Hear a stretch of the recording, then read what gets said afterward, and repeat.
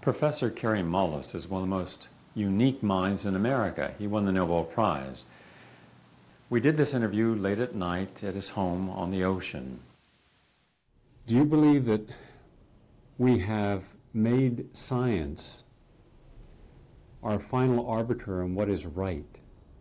And as a result, we continue to look at science, and scientists hold themselves up to make the decision that this is right behavior, that's wrong behavior. You can do this, you can't do that.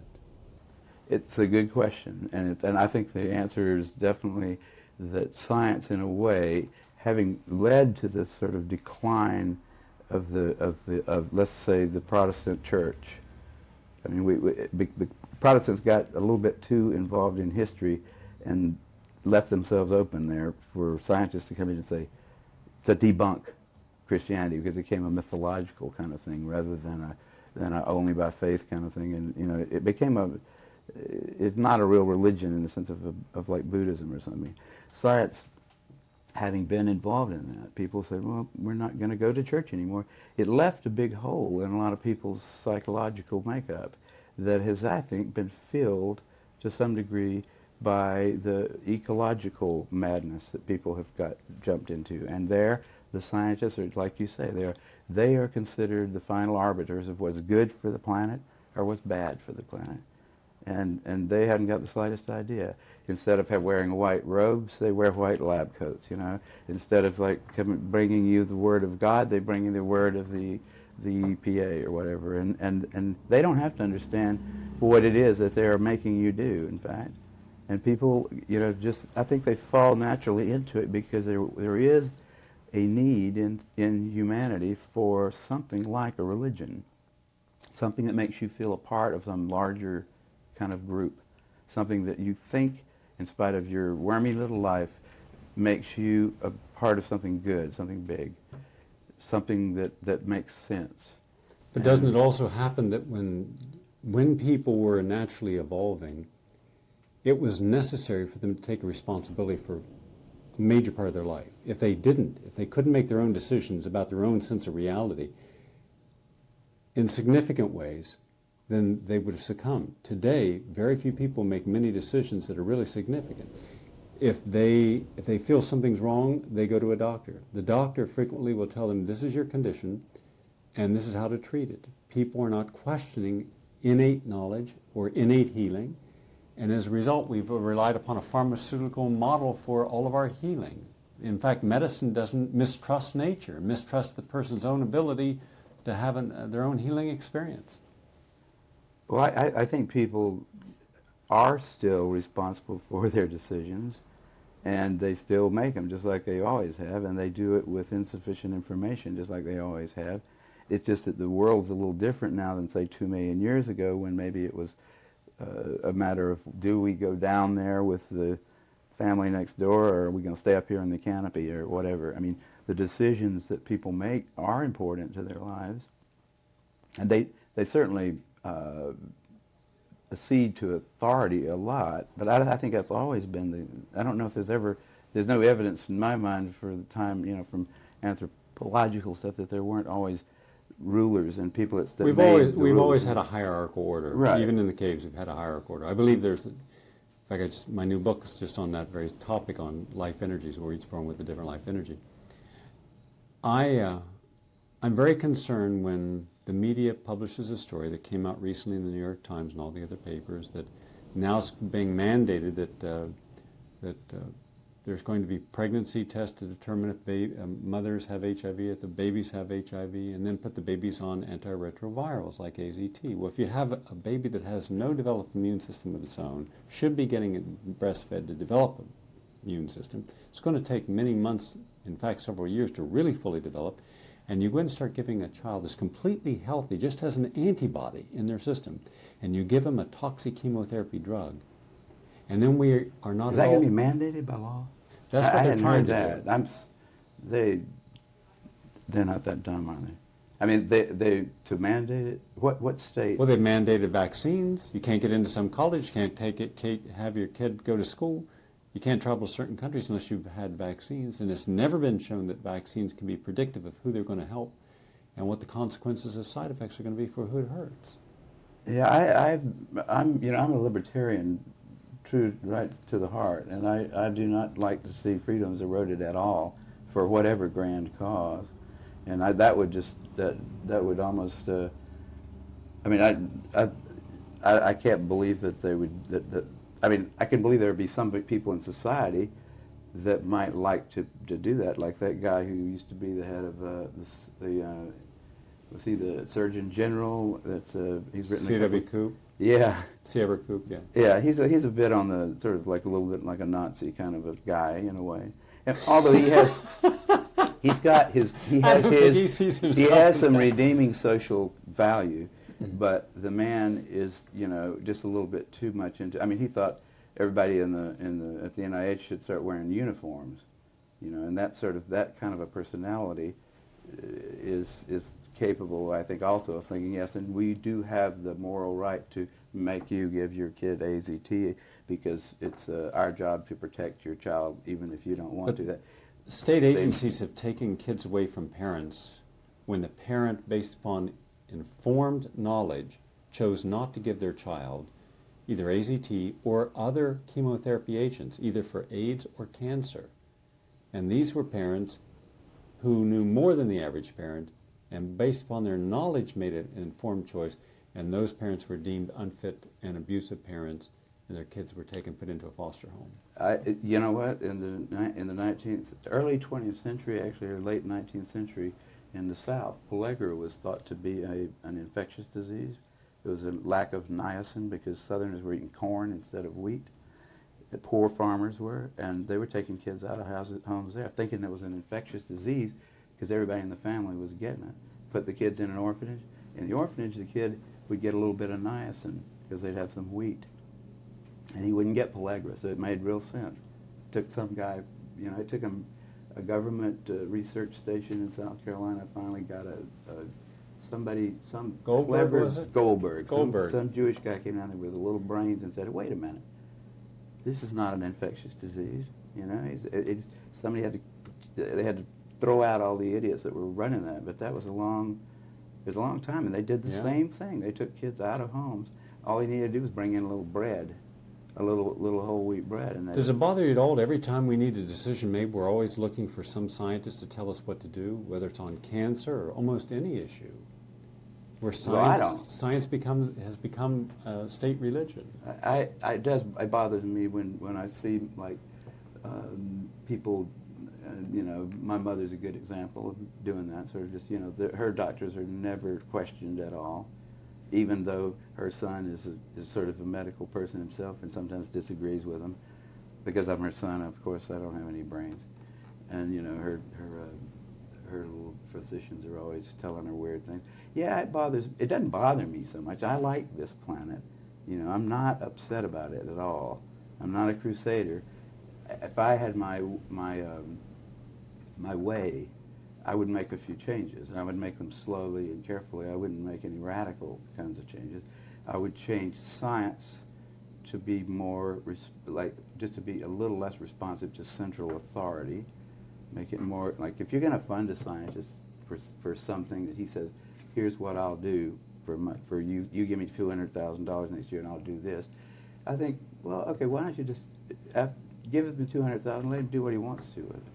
Don't make him tell you what he's doing. Don't make him convince his colleagues that what he's going to work on with it. If he's good enough to give it to him for one thing, just give it to him and let him decide, because you'll get a lot better science that way, and a lot more freedom for scientists to actually pursue their own goals, and a lot more discussion, which is a really important issue today, about what is the proper way to go about what particular problem.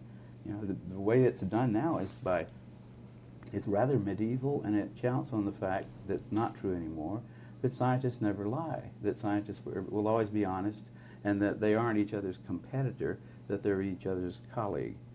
The way papers get published, the way grants get funded, all of that stuff is like ancient.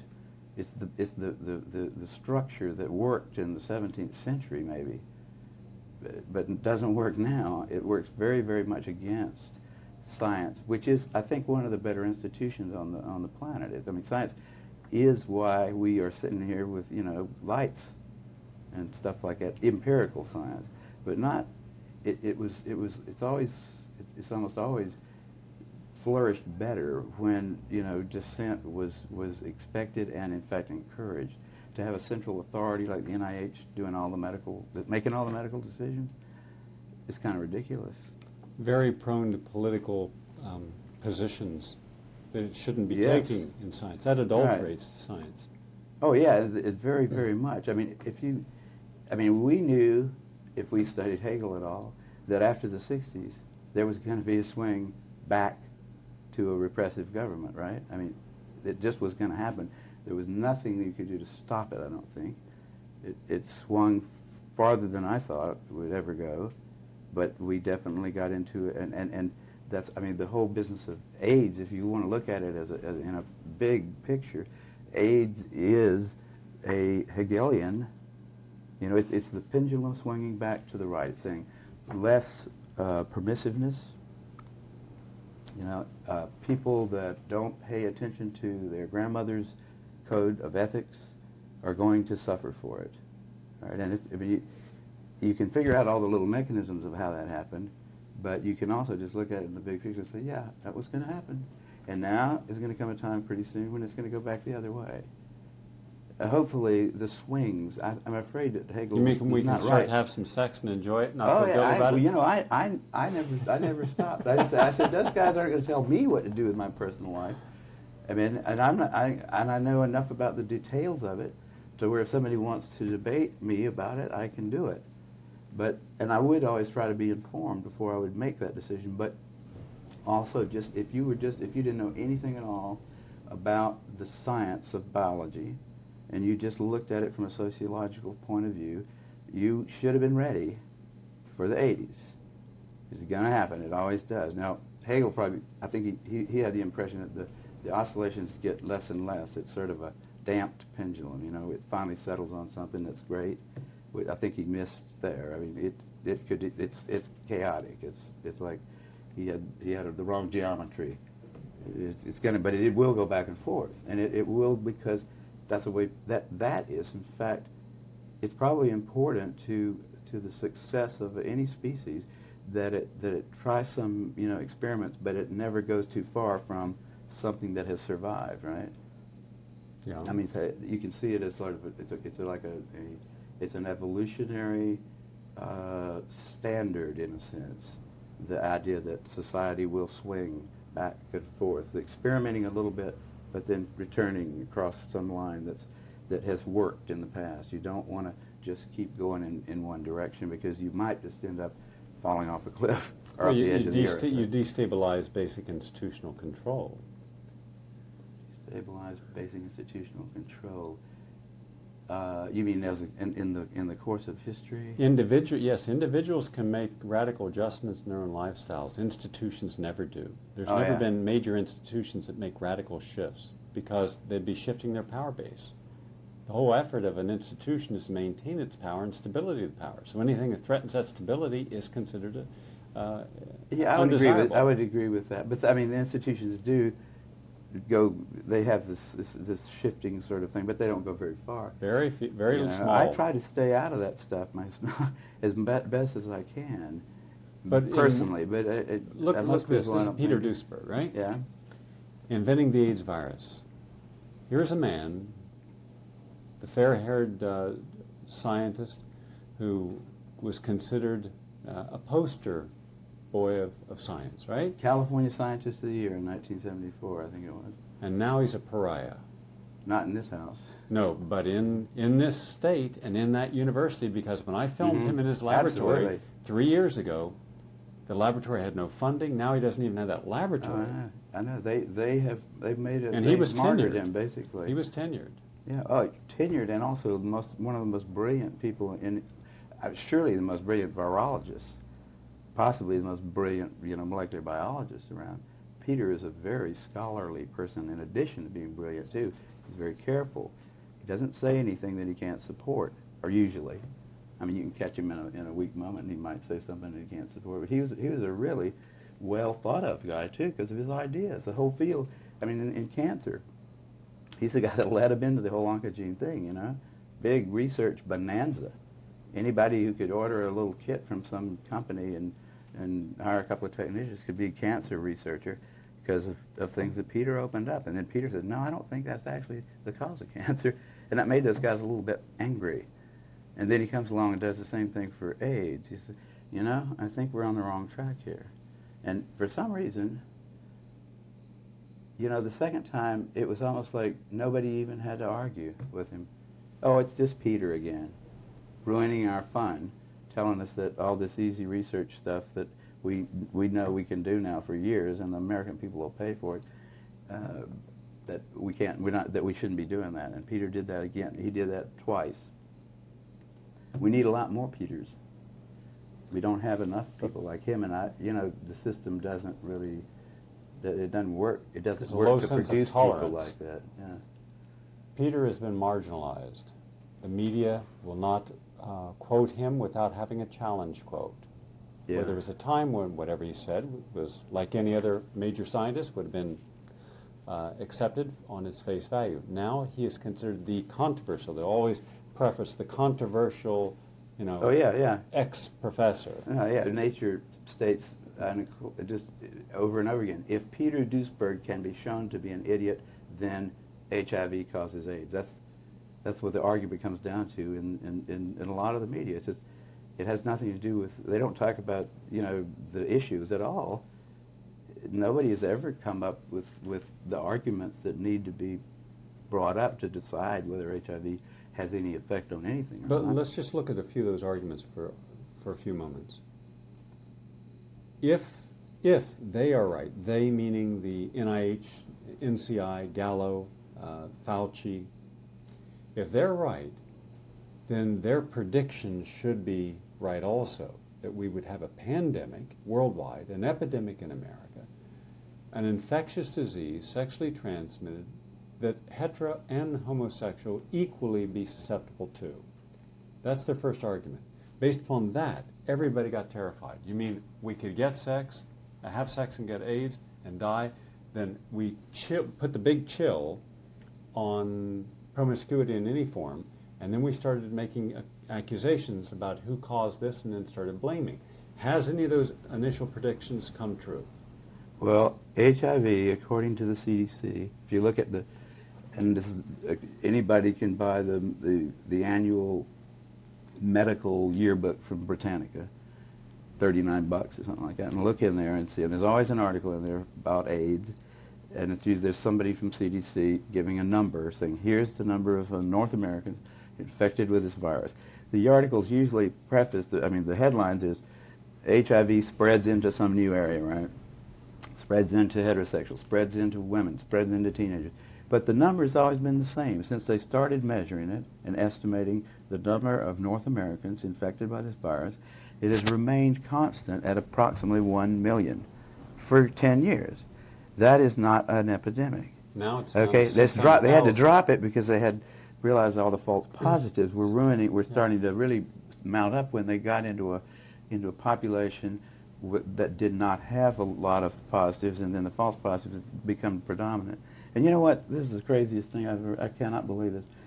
When you find a kid, like a 19-year-old boy from Montana who's joining the Air Force, he turns up HIV positive, and he's not been around the block too often. Nobody's ever bothered to check his mother to see if his mother is also HIV positive, in spite of the fact that we all know that if a mother is HIV positive, there's a 20 to 30% chance that all of her offspring will be. Right? I mean, everybody accepts that. But for some reason, they can't see the simple reverse of that and say, wait a minute, this kid in Montana who's raised on a farm or something, who's HIV positive, probably didn't get it from, hanging out in the bathhouses in L.A. He got it somewhere. Why don't we just look at his mother and see if he got it? Because all you need is about 10 or 15 mothers of 19-year-old boys that have HIV and did when the kid was born to blow that theory right out of the water. No one's ever done that work. I don't understand why. I contacted the CDC and I asked them, did you do blood workups on all the people that you claimed were included in the AIDS figures from day one? The answer was no. No, they didn't. About 25% of those figures were based upon symptoms. Then I said, A presumed diagnosis of That's HIV. That was just like, And I said, but if you're presuming it's HIV, hence AIDS, you must presume then that you have a gold standard that nothing else could have caused the same symptoms. And I said, there are at least 7 other... friendly phone. Yeah. And I said, there are at least 7 other diseases that have the same identical symptoms of AIDS, such as tuberculosis and malaria, and also cytomegalovirus in its advanced stage, and tertiary syphilis. And I was going through some of the diseases I had found that have this, and they kind of shrugged their shoulders and didn't address the issue at all. They just avoided it. Then I asked them about Africa, and I said, no.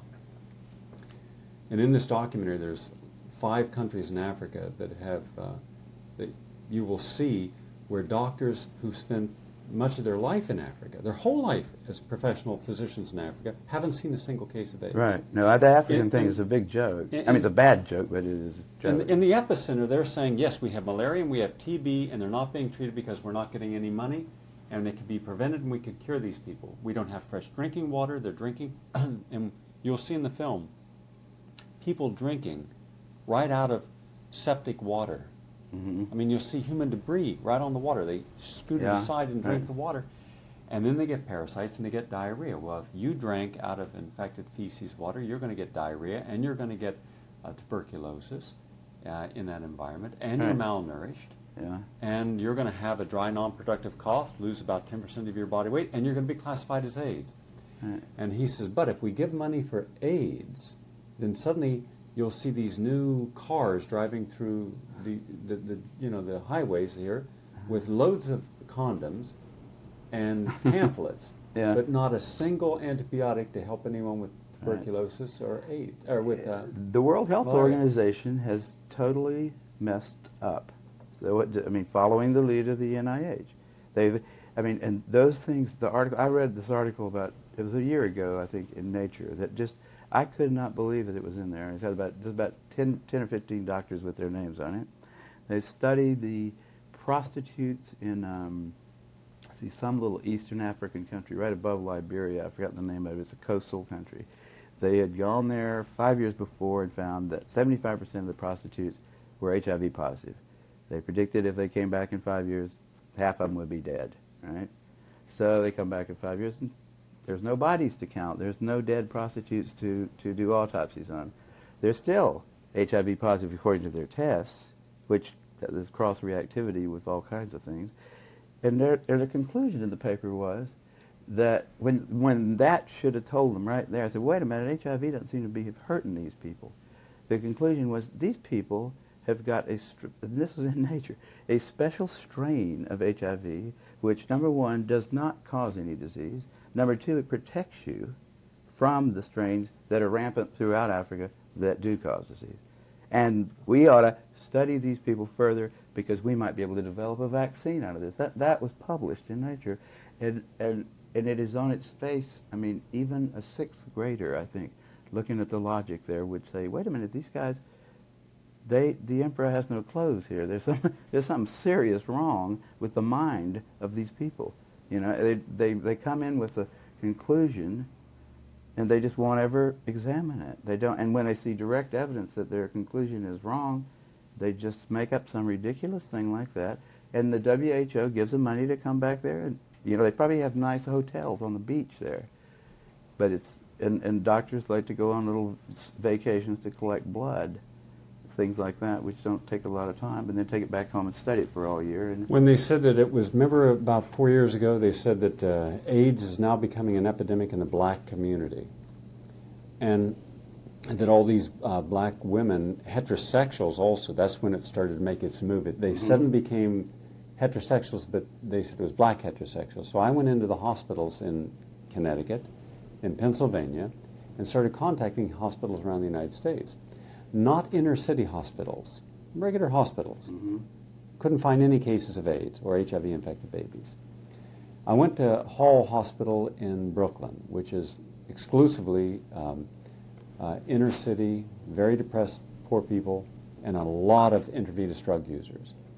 And I spoke with in fact, I spoke with several of the physicians, including one of the head of pediatrics, and the woman said, yes, we have a lot of women who come in here who are IV drug users. They're malnourished, they've got tuberculosis, they would normally be dead if we didn't get them off the street and give them some treatment. Mm-hmm. Because normally drug users who are heavy mainline, they die. You know, they've always died. You know, they're not in optimal health. And she says, yes, the babies will be positive, and most are black. So hence, they take one hospital, and they make all the statistics from that hospital as if it related to all the blacks in America. Where you're dealing with less than 1/100th of 1% of blacks in the total country, but you make that suddenly represent a population group. And how you manipulate that statistic by not showing that it's all hospitals and it's all blacks, and that these are IV drug users. Suddenly the IV drug user becomes representative of heterosexual transmission. Yeah. I mean, I can't understand why no one's challenging this. Well, you know, I've been challenging it, but it's not real loud, because this is the first time PBS has come into my house and said, hey, what do you think about this, you know?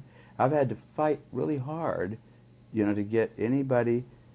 Usually I would go to until this year, when things are slowly starting to change, I think. People are starting to realize this is serious, and these guys have got big woolen bags over their heads or something. They've been fooling us.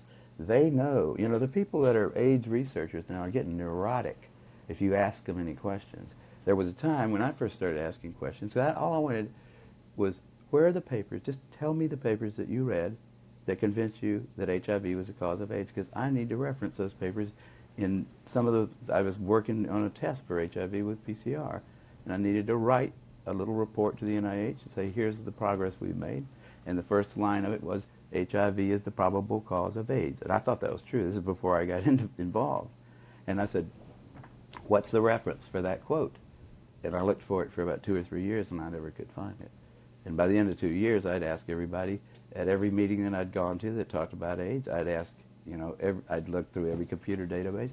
There is no reference. There is nobody who should get credit for that statement. And that's a pretty weird situation in science, where getting credit for a discovery is the most important thing in your life as a scientist.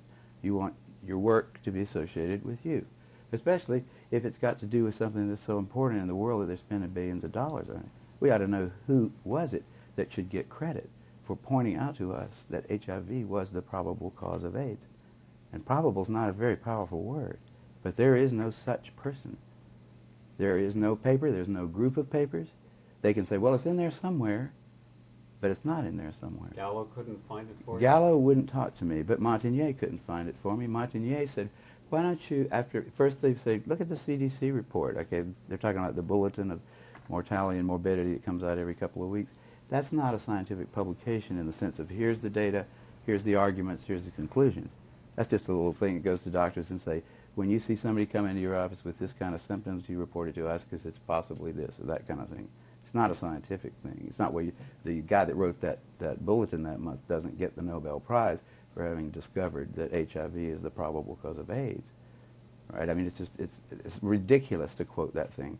And then I told him, I read that. I didn't think that was very. I mean, I'm talking about, where did science come by the notion? You know, who brought that up? Who showed it to us? Who explained it to you? Where did you come up with the idea? He said, well, there's this SIV stuff. And I said, yeah, but that was last month. We've known this for a long time. Who is responsible for us knowing it? Don't we want to know that person's name? He walked away. I figured that was the last person I ever asked. I asked a whole lot of people in that 2 or 3 years when I was certain at first that there must be an answer.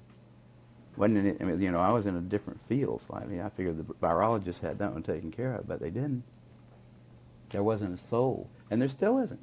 And the more you ask them, you can get thrown out of a dinner party.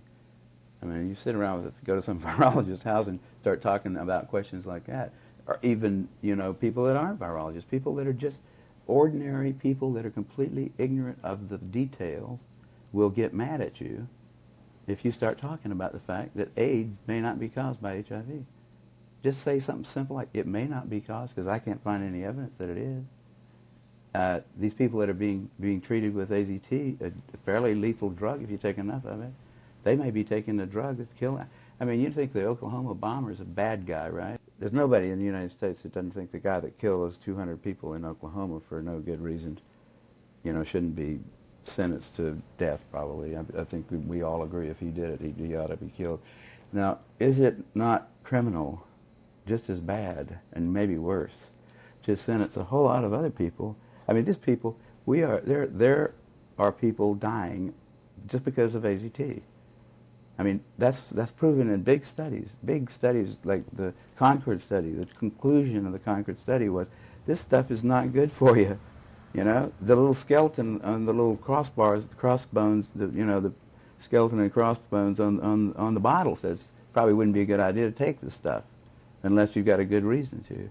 Now, I would say that probably there've been, I don't know how many of the people who have died, so-called of AIDS, have actually died of AZT. Because it certainly would wreck your immune system to take that stuff for a few years. It's like if you started taking any other chemotherapeutic agent for the rest of your life, it would be that agent probably that killed you. When you give chemotherapy to somebody with cancer, you give them a round of it for maybe 14 days or a few days. Hopefully you're not going to kill the patient. You're going to kill the cancer. The patient's going to survive. But you don't keep giving it to him until he dies, because he certainly will. And AZT is just like those things. It's a little more lethal than most of the anti-cancer things that people take for that. Everybody knows that those things, you wouldn't want to just keep taking them until you died. Why would they? I mean, how can somebody say, take this drug? It's not making you well, by the way. It's making you feel terrible. But we don't have anything else to give you, and this is going to cost you $8,000 a year. Because someone postulated that the AZT would stimulate T cells, and then it was shown that it did not stimulate T cells, that it was, in a healthy way, that it was causing the body to have a hyperimmune reaction. I didn't know somebody thought it was going to stimulate T cells. I thought they figured it was going to kill that virus because it's going to terminate DNA reproduction. Yeah, that's what it does. And it certainly does that, and it does that quite well in a lot of places that are not viral. I mean, it does that in normal any rapidly growing tissue, just like any other chemotherapeutic type agent. Hypothetical situation. Let's assume for a moment that HIV is the cause of AIDS, just for argument's sake. Okay. Right? How many HIV cells are there generally compared to healthy cells? You mean how many cells are infected by the virus in somebody that's fairly... Yes. The numbers vary wildly around, all kinds of... I wouldn't ever... I mean, there used to be a time when people said 1 out of 10 to the fourth, then they went to 1 out of 10 to the... There are some papers that say 1 out of 10 and 1 out of 100. It's not like it's got them all, for sure, and okay. I don't think that means it can't cause the disease, because, it could do something subtle, and it might not have to be in every cell. It's just that there isn't any evidence for that. And, But what is the benefit of killing 100 or 1,000 or 10,000 healthy cells to kill one sick cell? Well, if that one sick cell had some property about it that was going to get you. But has that been shown to be the case? Well, if it was, let's say you had a way of, when you try to kill cancer cells, you kill a lot of healthy cells too. It's not a very effective treatment, but the argument is you got nothing else to do. You're going to try to kill the cancer. Hopefully it's more susceptible to the chemical than the healthy cells. Now, in this case, they have the same argument, except for the fact that they say you're going to keep on using this drug knowing that it's killing your healthy cells until you die. You're not going to take it for 2 weeks and then hope that you've killed all the HIV and now you will be alive. It's not like that. They said, no, we're going to do the same thing that we do to cancer, but we're just going to keep on doing it until you die. And hopefully it's going to prolong your life. Well, if it doesn't prolong your life, what they look for is surrogate markers. Now, have you heard that term battered about? Surrogate markers means, well, it doesn't seem to do anything for the disease, but it does every now and then do something for the level of CD4 cells that we measure, or it does something for this or that. Not that anybody really knows whether you want more or less CD4 cells at any particular time in your life. A lot of diseases cause CD4 to go up. A lot of diseases cause it to go down. Nobody's even sure if a CD4 cell is always a CD4 cell. It's a marker on the cell at the time that they do this little counting procedure, which is to stick a fluorescent tag on there and say the ones that light up have CD4 on the outside. And we don't really know what those cells do. The immune system is incredibly complicated. And the immunologists' brains are not nearly complicated enough to deal with it. We have these little, there are theories all over the place, but no real competent immunologist would tell you that CD4 levels was a surrogate marker for anything until we know more about it. But that's what they're using. That's what the FDA is saying. Yeah, you don't have to show that it helps them. These protease inhibitors, the same thing. You don't have to show that it helps the patient. You don't have to show a single life saved. All you have to do is show some little clinical indicator has changed in a way that somebody is hoping is going to make you better. It's a round argument. I took a group of individuals who were HIV positive, husband and wife. They had both been intravenous drug users for about 8 years. Put them on a detoxification program, gave them a protocol under a physician where they were using ozone, vitamin C drips, bitter melon several times a day, liver flushes, blood cleansing with a lot of chlorophyll-rich juices, and glutathione intravenous. At the end of 1 year, the woman seroconverted to negative, and her T cells went from around 400 to 1,200. The husband's were at 0. Both are ideally healthy. There's not a single opportunistic infection. Not only that, there's no indicator infections. For instance, they had cytomegalovirus, they don't have it. Herpes, they don't have it. Herpes 6 and mycoplasma don't have it. So here's two people. He's a construction worker, right? Yeah. Totally healthy. She's totally healthy. He has 0 T cells. She has a lot of T cells. Hers went up, his went down. And so clearly in this case, the T cells were irrelevant. Nobody was counting those cells with those the markers like CD4, CD2, CD8, that kind of stuff. Those had just become available to Gottlieb, I think is the guy that did it in Los Angeles, as AIDS came about. Okay, he had about 5 patients that are AIDS patients. His personal research interest was in using these new antibodies, OK4, OK8, that somebody in Japan had made that could distinguish types of T cells.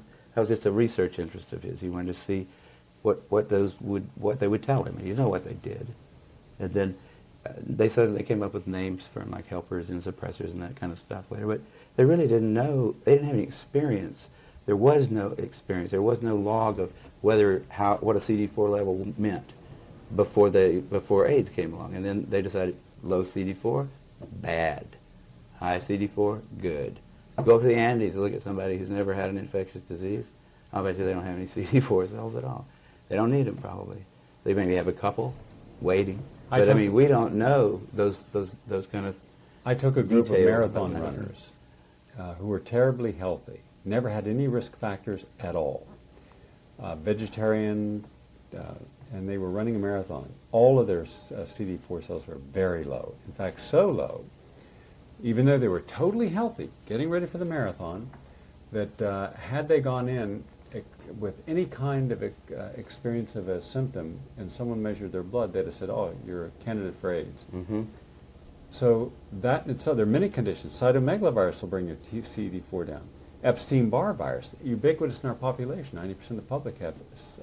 Herpes will bring your CD4 down. Malaria brings your CD4 down. TB throws them clear down into the cellar. So when something is so inaccurate, to make that a gold standard, that concerns me. Also, well, it's ridiculous, is what it is, and the question really is whether it should be considered criminal behavior on the part of people who have the public trust. It is criminal behavior to set off a bomb in a federal building. Is it criminal behavior to start passing out poisons to people who have no real diagnosable diseases, to babies, for instance? And the question, I think we get off in the details a lot in this thing, and it has been probably the worst part of it from the point of view of the public. There's only one real question that's relevant, and you don't have to think about CD4 cells, you don't have to think about all these other diseases with Latin names and stuff. You have to think about one thing. Who is it? And where is the paper that he wrote it down in who figured out that HIV was the cause of AIDS? Right? Who is that guy? If there's no person who can stand up in front of a scientific body and say, I'm that person, or this team of us did that, and here's how we showed it, You know, you don't have to get into the details. You don't have to worry about the hemophiliacs in Africa. You don't have to worry about all the sort of subterfuges, in a way, that just keep coming up to complicate what is really a very simple situation. Here we have a bunch of people that are definitely sick for some reason. It's likely that their behavior was so radically different than behavior that had gone. It was an experimental kind of behavior, in a way. It's not unlikely that they would have some kind of problems, some health problems. People stop sleeping and eating.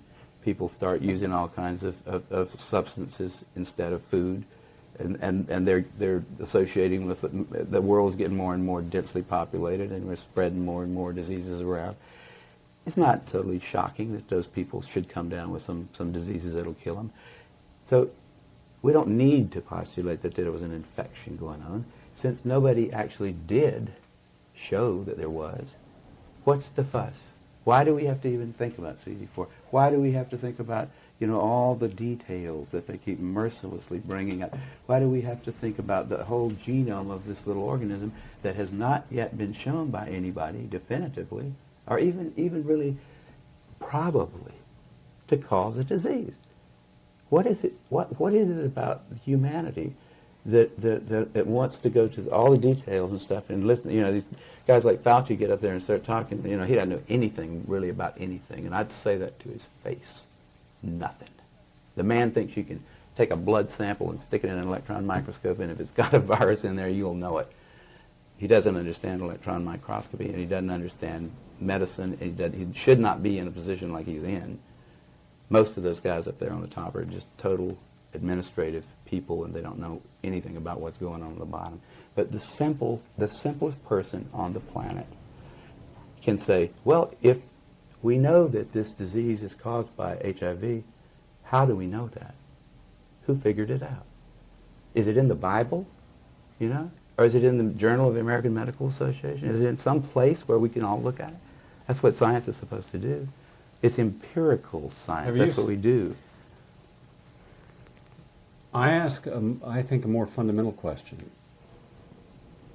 If you're saying that HIV, not you, but rhetorically to the scientific community, saying HIV is the cause of AIDS, then are you saying that HIV by itself is the cause of AIDS? They say yes. Then I say, show me where any study has ever been published where HIV by itself has caused any illness at all. Now you're saying it causes 29 illnesses, including Kaposi sarcoma. And I say, show me the evidence that in the absence of any other risk factor, any other antigen, HIV causes Kaposi sarcoma. I think they've given up on Kaposi's, haven't they? They can't. You can propagate Kaposi's in mice, and you don't happen to get HIV following it. Yeah. But I mean, that one is probably an alkyl nitrite kind of a problem. I think even Gallo himself. But that was originally what they hung the hat of on. Sure. Kaposi's and pneumocystis. Those were the 1-2 combinations. And you can get pneumocystis. You know how you give pneumocystis to a rat if you want to? Put him on a low-protein diet and give him some steroids for about 6 weeks, and he'll get pneumocystis. These guys were doing that same thing. Low-protein diet and a lot of steroids. I mean, all kinds of steroids. And that's the known way. I mean, that's what the people that study pneumocystis, that's the way they produce a rat model for pneumocystis. It's like, but you don't, again, like I don't think it's worth my time to worry about the details in this thing, because the really big fact is missing.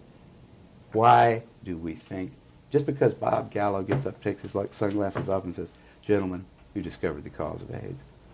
That's all we have. New York Times article, CDC report, that's all we have. That's not enough.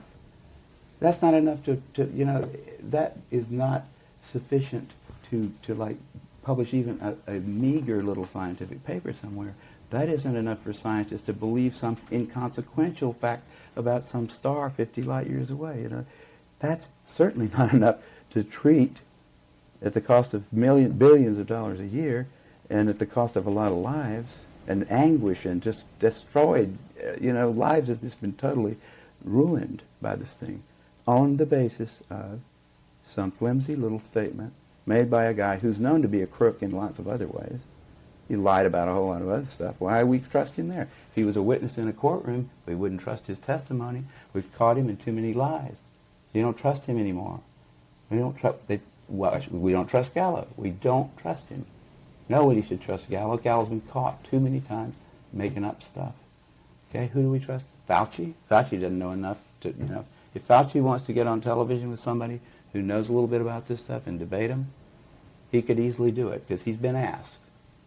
I mean, I've had a lot of people, president of the University of South Carolina, ask Fauci if he'd come down there and debate me on the stage in front of the student body because I wanted somebody who was from the other side to come down there and balance my, because I felt like, well, these guys can listen to me, but I need to have somebody else down here that's going to tell me the other side. But Fauci didn't want to do it. He didn't want to talk about it. Based upon the HIV equals AIDS hypothesis, they didn't give us the test.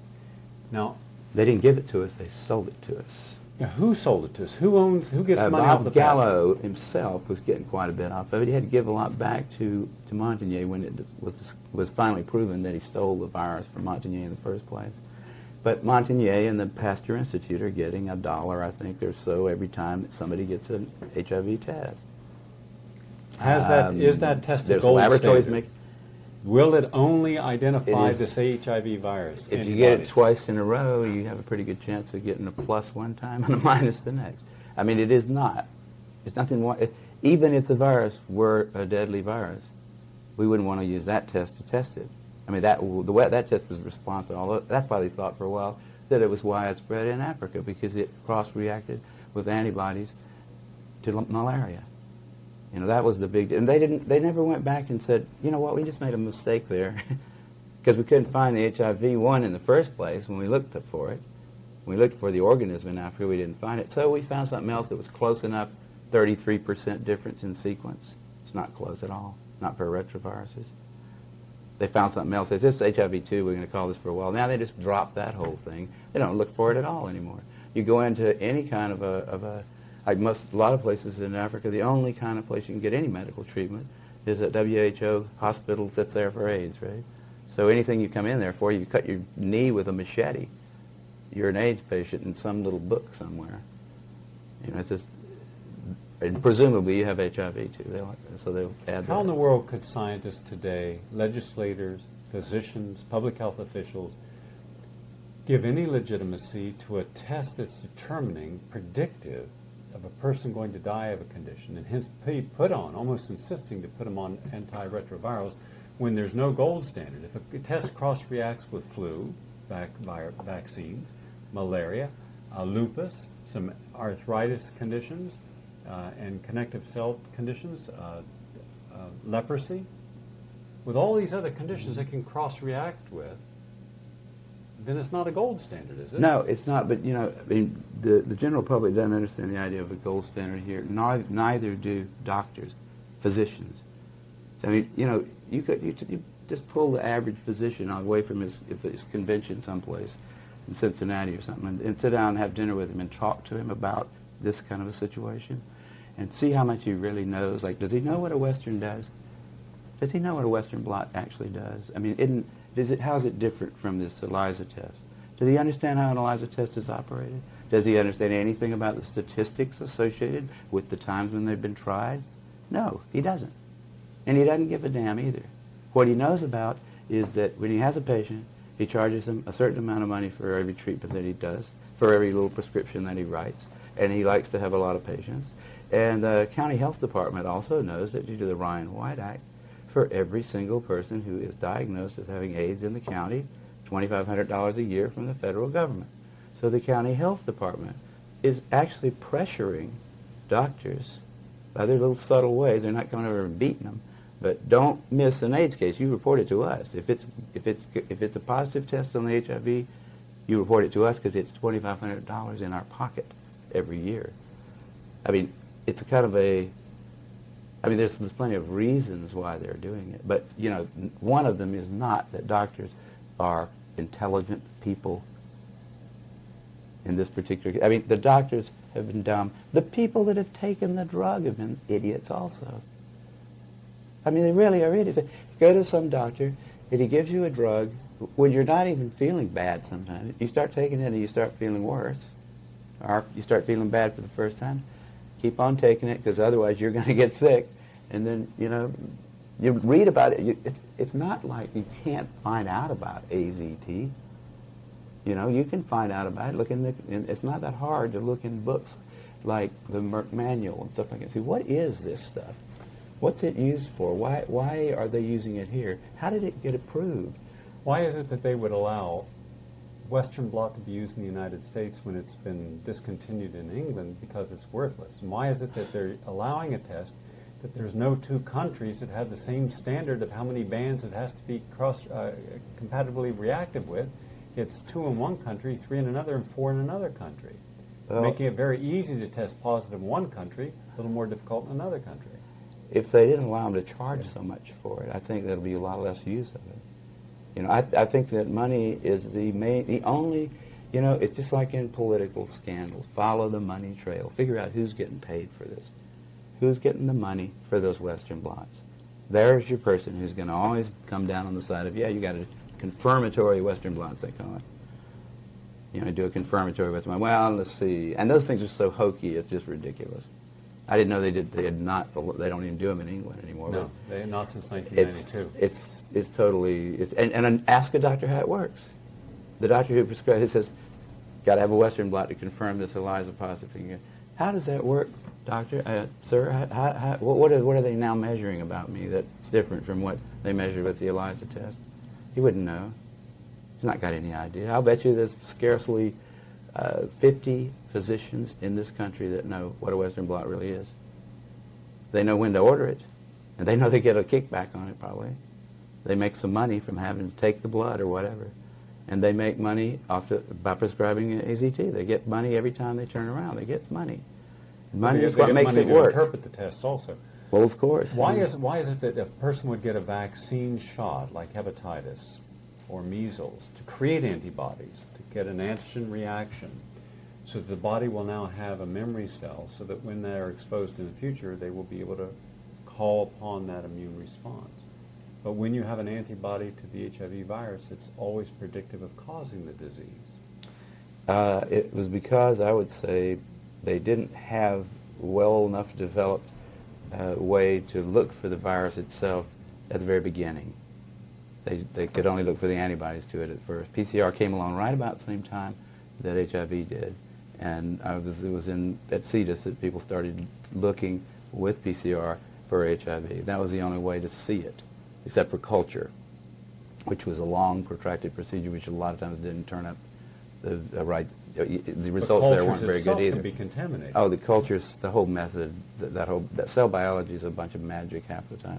And those culture, the people that say they can do quantitative estimations of HIV from cultures are just, they're fooling themselves. But I would say the answer to the question is the antibody test was something they could quickly develop. That's what Gallo did, and sell, and so he did. And he said, we're going to make a lot of money off this. Everybody in the world is going to have to take this test to find out who's going to die of the plague. And a lot of people did take it, and he got a lot of money for it. I mean, and there's all kind of people all the way down the line getting paid for doing something that's absolutely insane. I mean, now, where is John Q. Public?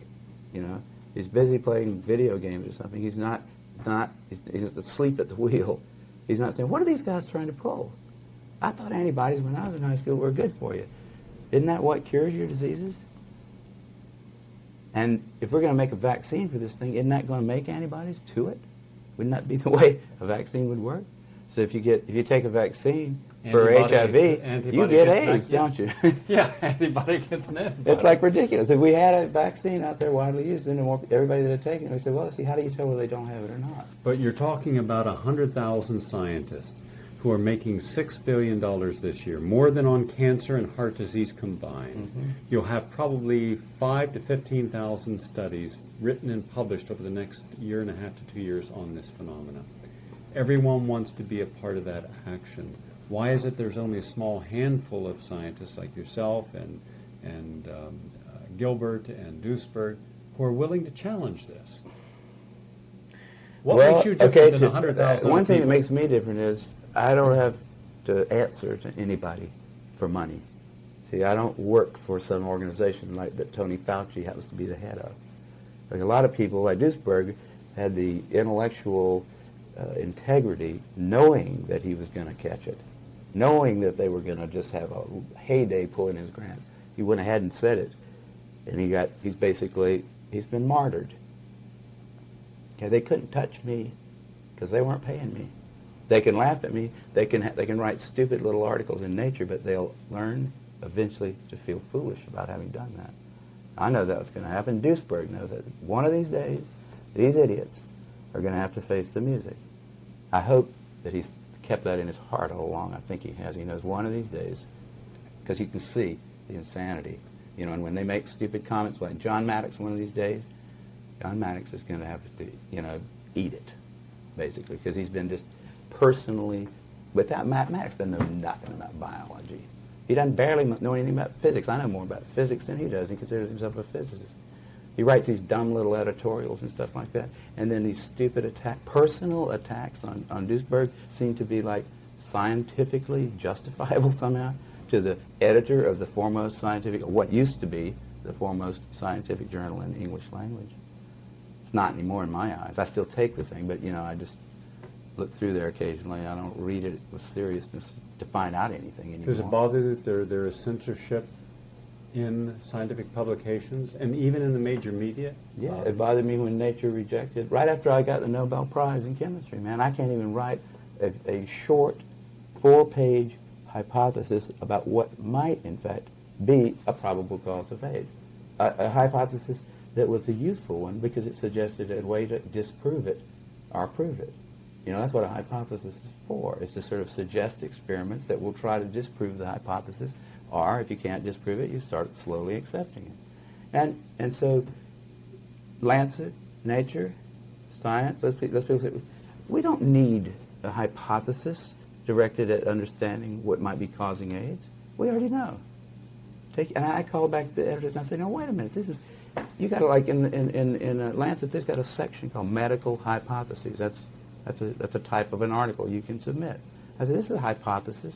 This is a very good hypothesis. Not only can it be proven or disproven easily with rats or mice, but if in fact it shows, if it turns out that this does cause AIDS, you'll have a model system, an animal model system, which would be worth billions of dollars to the pharmaceutical industry. It was a beautiful little hypothesis, cute little thing.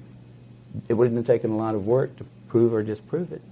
But it wouldn't take any work to publish it. But not anybody would touch it. I finally published it in some kind of, I think Genetica finally published it. And it may or may not be the cause of AIDS, but it doesn't, the fact that you can't hypothesis? It's a sort of a variation, I thought a clever one on the idea that you have overloaded your immune system. These people, if you think about time in terms of evolutionary time, and you see the population of humans growing like it has, the chances of you getting a human virus today are a hell of a lot higher than they were, say, 10,000 years ago. And it goes up in a funny way. If you are hanging out with let's just say that there are an infinite number of retroviruses in the world because they're changing so fast you couldn't really count them. Okay, so there's a number of retroviruses that's basically a function of the mass of human flesh, human retroviruses, and also it's proportional to how much that flesh interacts. So as it starts to get dense, more and more people are in your life, you get more and more chances of getting retroviruses. Now they all might be harmless. The chances are good that they are because they're just barely alive. But if you hang out with 1,000 people a year in a way that would maybe allow you to get some or most of their retroviruses, and they hang out with 1,000 people a year, and they hang out with 1,000 people a year, you're hanging out with a fourth of the human race. You're getting all the retroviruses from all over the planet. Now it might be that none of those things by themselves is going to hurt you, but we know that some of them do grow in your immune cells. Right? And they come in at very low multiplicity. You don't make an immune response every time you get a retrovirus inside of you somewhere. But if you have a cell in your immune system that has a retrovirus in it, and you promote that to clonality because it's going to be a part of an immune response, that cell, then the retrovirus will definitely escape.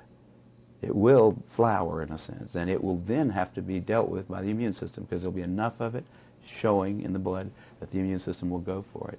Well, now if you've got enough harmless but different retroviruses in your immune cells such that every time you mount a new immune response, which means you probably take about 500 different immune cells and make 1 million copies out of each one of them, if you've got enough retroviruses in your immune system such that one of those 500 is going to have a retrovirus in it that you've never made an immune response to before, you're going to have to make an immune response to it this time because it will. If you make 1 million copies of the cell, it's sure the retrovirus is certain to flower, to like make infectious bodies, right?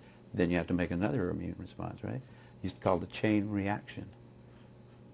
See, it's all you have to do is have enough retroviruses in your immune cells, and we know that they can get in there, right? And we know that there's an infinite number of them out there.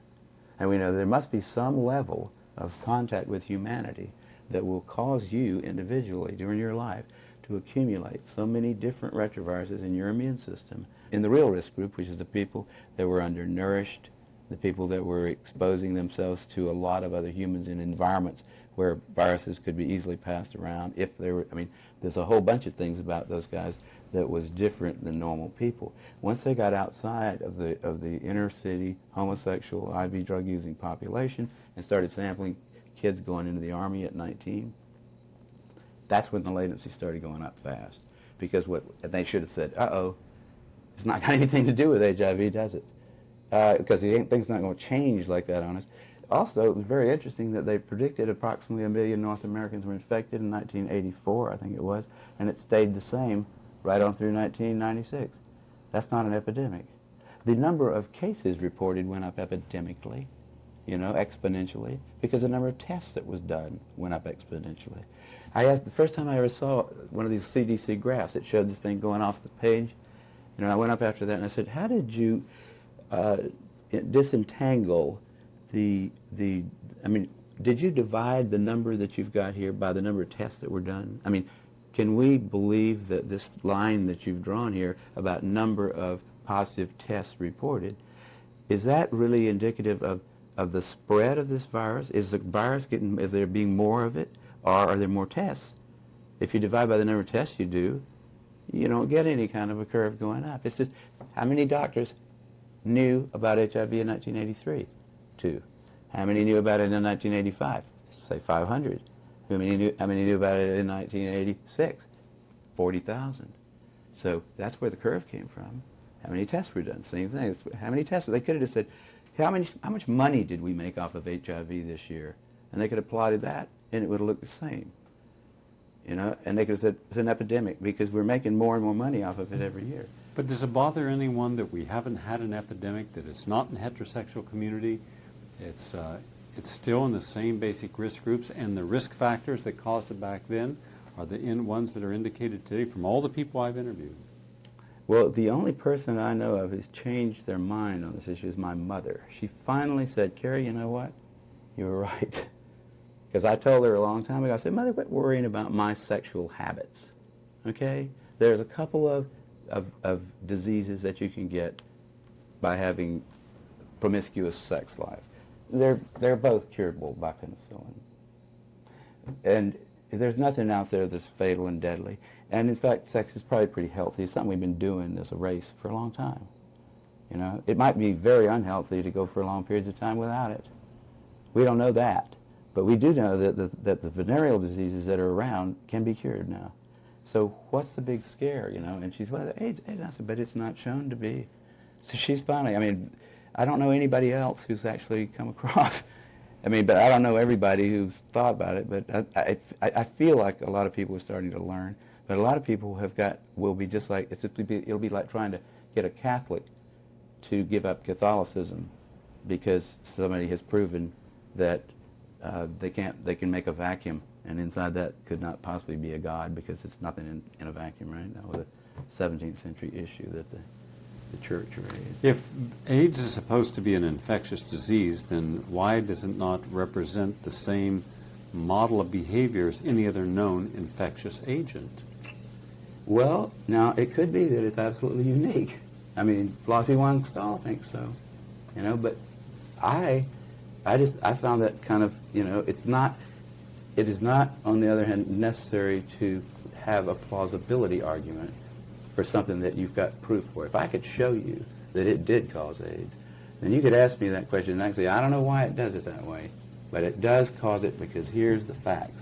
You give that stuff to somebody who doesn't have AIDS, he gets AIDS. Or some experiment that showed you definitely that. Yeah, but you can't show me an animal model. Well, I can't do that, can I? Because if every damn chimp that's ever been injected with it, you know, it's lived in the chimp for a while. Chimp gets rid of it, makes antibodies. By definition, the chimp's got AIDS at that point if he starts to, like, if it gets uterine cancer and it's a female chimp, he's now got AIDS. But none of those chimps died of AIDS. I mean, they're still alive and happy.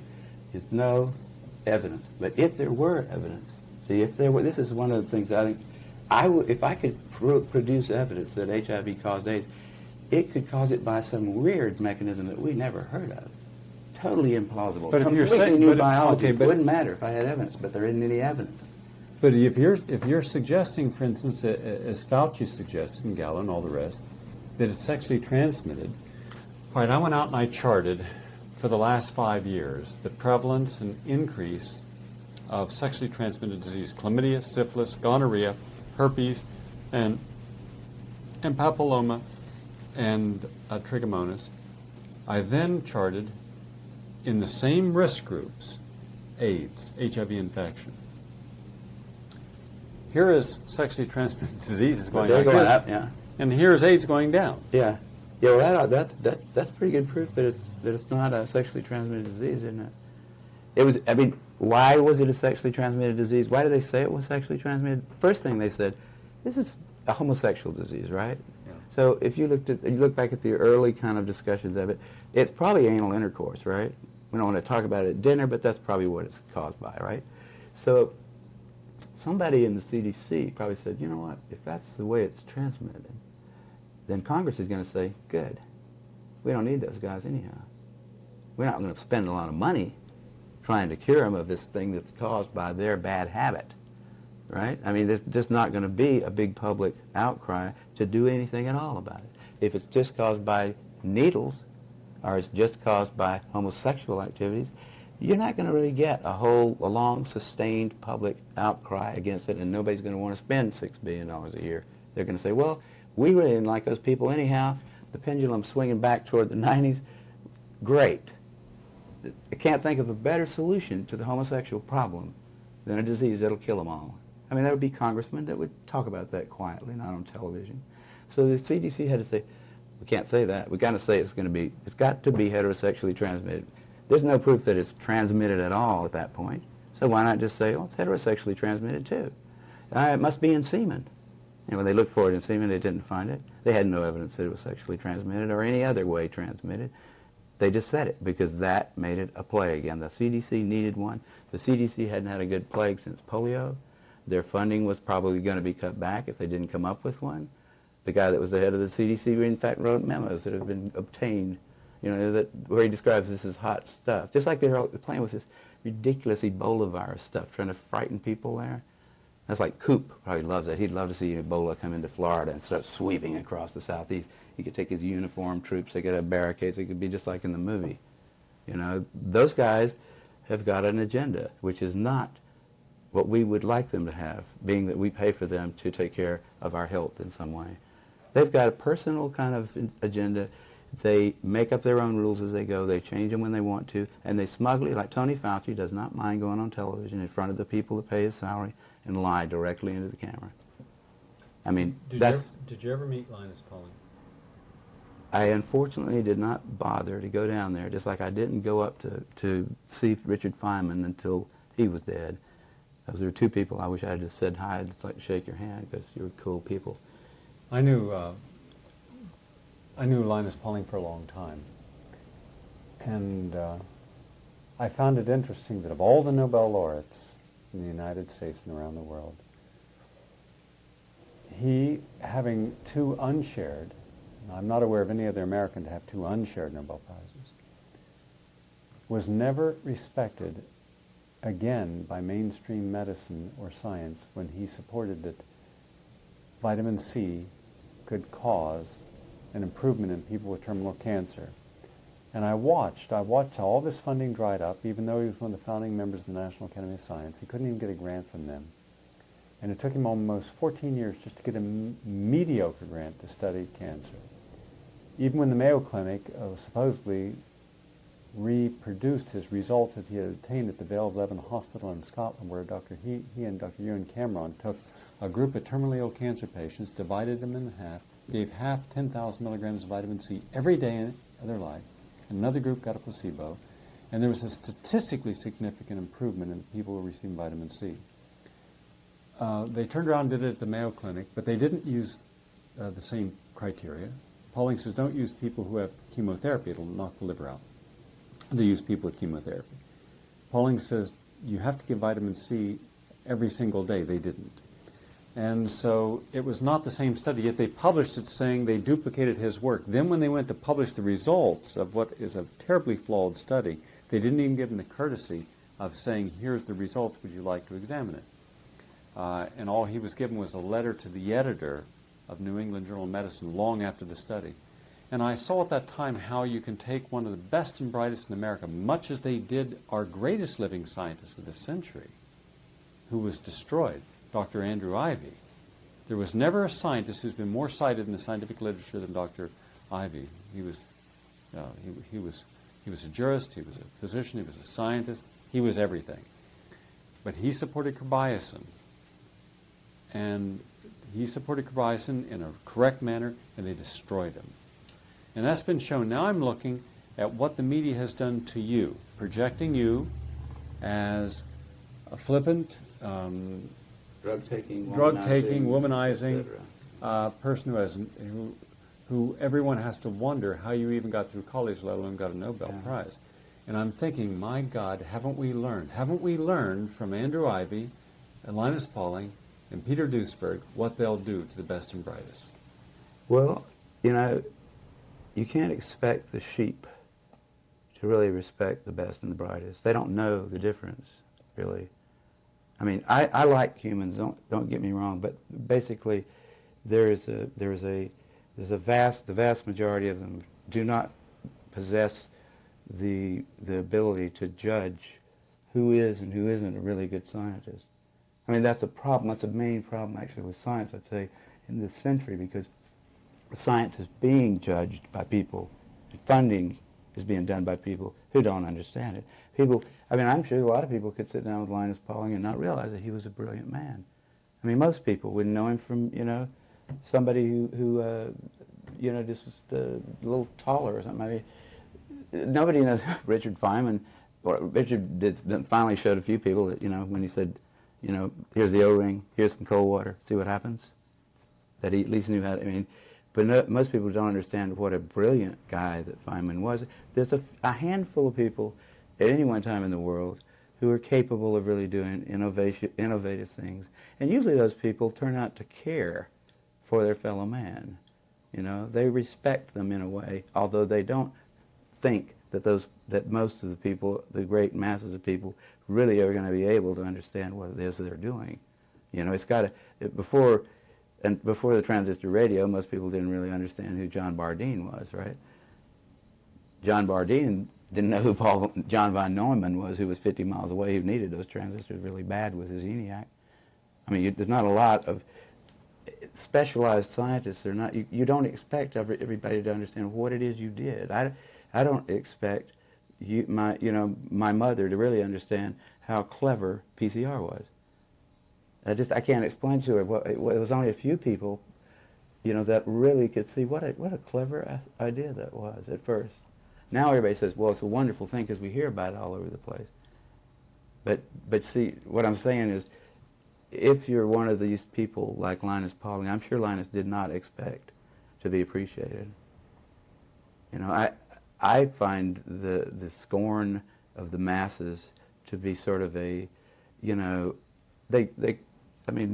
if they love you too much, you're probably doing something wrong, don't you think? I mean, the guys that if they're willing to elect a president who lies right in front of them and says, "I just put it in my mouth, I didn't inhale it," and by the way, Mr. President, it's illegal to have it in your mouth too, whether you inhale it or not. but somehow people say, well, that's such a clever way of getting around that issue. What is he? He's a real diplomat, right? He's a lying bastard is what he is. But we elected him. You know, there wasn't a whole lot of other possibilities. There never is. But that's the kind of people that you don't expect them to know whether Linus Pauling would be. You know, Linus's first paper about that business of ascorbic acid is all it took to convince me, just the theory. He says, look, here's where we came from. 20 million years ago, we're eating the tops of green plants, the little leaves. We're doing it all day long. It's not a very rich substance, but it's got a lot of vitamins in it. And we don't cook it so to destroy the vitamin C. Now, we don't make our own. We got used to getting it from those leaves. When we come back down the tree, maybe we need it. You know, maybe we don't need it. But it's probably a good chance that, you know, you ought to look into it and see if you do. Because you change your diet drastically. And the vitamin C is one of those things, you know, the vitamin, you cook your food and you lose it. It's not stable to heat. I immediately started taking vitamin C, and it tastes pretty good. You know, and it doesn't hurt you unless you take, if I take more than 5 grams a day, I start getting diarrhea, so I don't take any more. But the fact that it won't hurt you, and that there's a good chance that it does something some very smart people say it's very good for you, and they have good reasons to say that.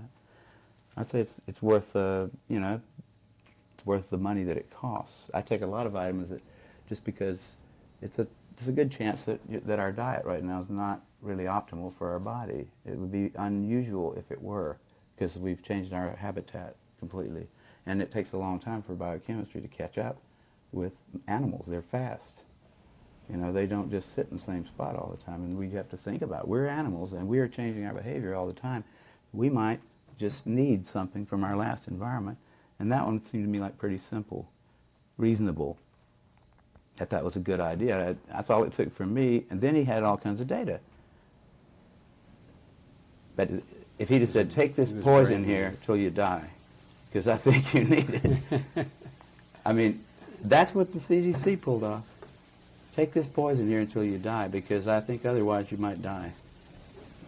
What do you say to the American public about stopping believing in the myth of AIDS? Well, in the first place, I would say, don't think of it as a belief. Science isn't a set of beliefs. It's not like Methodists and Catholics. Those people, Methodists and Catholics can believe whatever they want to, and they say, I will believe it. I'll stick by my story till I die, right? I'm a Methodist, pure and simple. That's okay for that kind of stuff.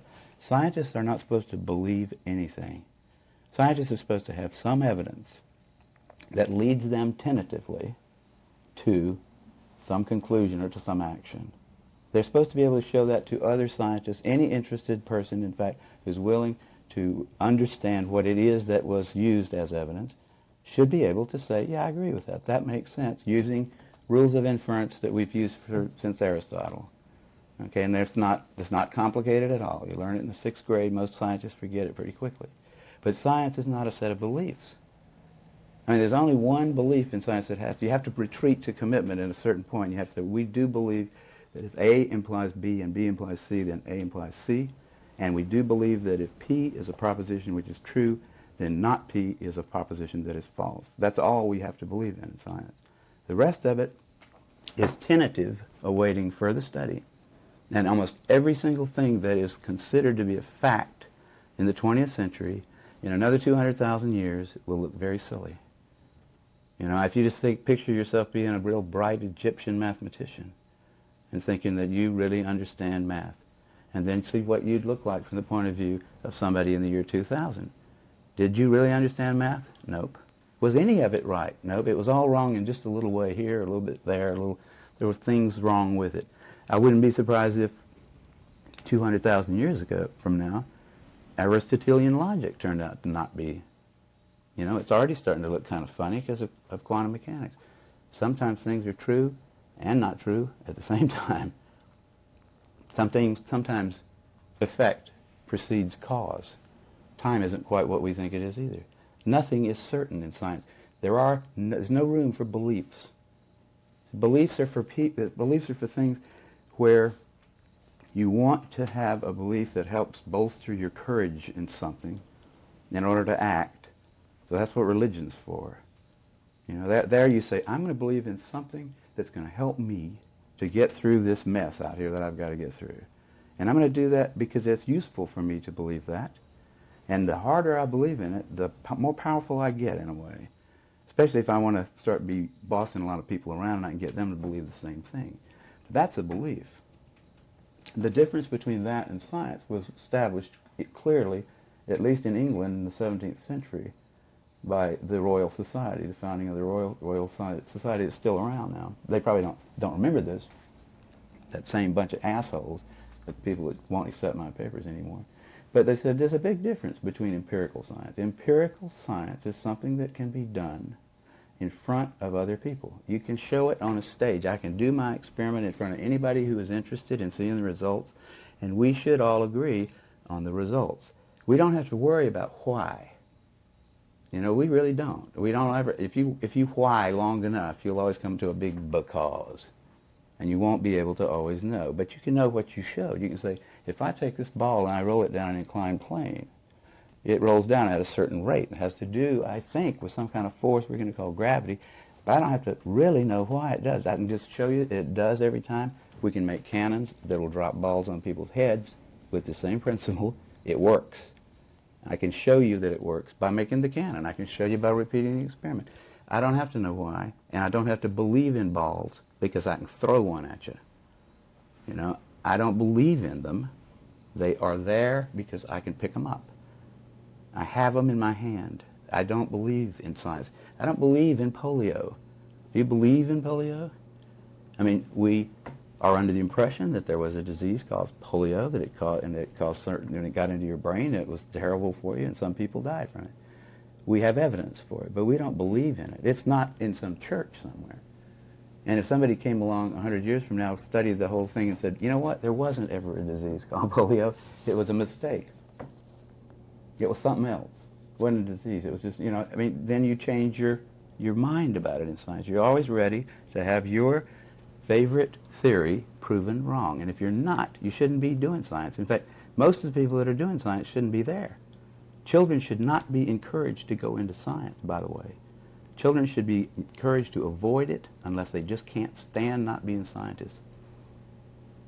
It's not a wonderful area where everybody is happy and heroes. There are very few of us that get the chance to go over to Stockholm and pick up a prize. It's a hard job. There are a lot better jobs for people that have belief systems. I mean, if you want to believe in something, you can be a lawyer. You can believe in law. There's a lot of places in law where you can believe. It's okay. You can be in church. You can be a church person. You can believe there. You can be lots of other professions. You could be in real estate where you believe things. You don't do too well in real estate if you use too strict a belief system. But science is a place for people that just are too ornery to believe in anything. They say, show me. Show me why you think this is one way. And I'll try to show you another way. And we'll both do this, and we'll enjoy doing that. We'll debate about what is the actual outcome of the experiment. And we'll do it over and over again until we all agree. Then we'll move on to the next step. Make some gunpowder, something like that. Make cars. You know, we don't believe in cars. It's not a belief. They're there. You can get run over by one. You don't have to believe in them. We believe in things like God. You know, the Catholics have sort of forgotten that, and that's why they sort of took a hit by science this last century. It's a belief thing. It's faith. That's totally different from science. It's silly to hear people saying, you don't believe that HIV causes AIDS? You don't believe that? I mean, it's just a word, but it's a very, very important distinction. I think that you know, that's why it's become a very emotional kind of thing, because people actually, they get personally committed to what really is a body of evidence that can be analyzed, you know, by lots of people. And at this point, there's so much of it out there, nobody can really analyze it, all of it. But nobody can write a review of it that says HIV causes AIDS because of this. You know, if a postdoc were to write a review of their literature that showed without much doubt that HIV was the cause of AIDS, that guy would be famous. Now, there's 100,000 guys out there who had the opportunity. 10 years has passed. We've been waiting for this star postdoctoral fellow to distinguish himself forever and get a lifelong grant from Tony Fauci, but he hasn't shown up. No one has bothered to write a definitive review. Any journal would take it. That right there proves that HIV does not cause AIDS. By induction. Then what have we seen in the photograph? Have we photographed AIDS? Do we have AIDS in a test tube? Because if we haven't proven HIV causes AIDS, then can we show that what we're calling HIV is an actual organism? Nobody has actually purified HIV. There's no little bottle of HIV anywhere on the planet that's just got HIV in it. They have cell lines that they think that it's growing in. There are a lot of people that think it's not even there at all. But I mean, I wouldn't doubt that it's there. I think anything you can imagine is there somewhere. You know, but whether it's there or not is not the question. The question is, does it do anything with regard to these set of diseases that we've now called AIDS? And it's such a tangled web of madness. By calling all those things AIDS, by just making it more and more and more complicated to figure out what causes what. See, it's like, that's not the way science works. It's a real bizarre thing to have 100,000 people being paid to do something that strange, to take a whole bunch of diseases, to lump them all into this one big thing. This great, I mean, pretty soon, there won't be anything that's not AIDS. If they keep going at the rate they're going, you say, well, let's see what will happen in 100 years. How many diseases will be on that list? They put uterine cancer on there. That was stretching the imagination quite a ways, wasn't it? Throw uterine cancer in there as one of the indicator diseases. You got uterine cancer and HIV antibodies, you got AIDS, honey. And we need some more females, by the way, with AIDS, don't we?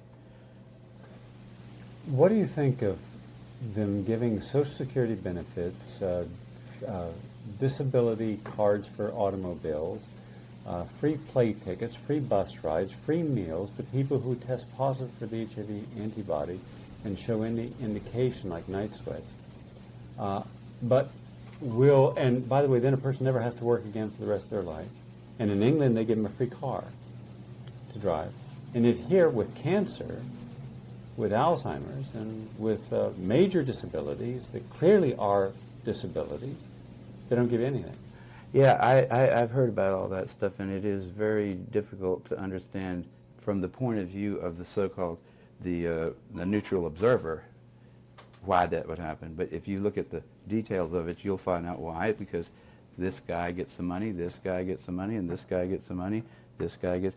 They give me a free parking sticker down at the parking lot by the Scripps Pier because I'm a Nobel Prize winner. If they did, I'd take it, and I don't know whether I should have one or not.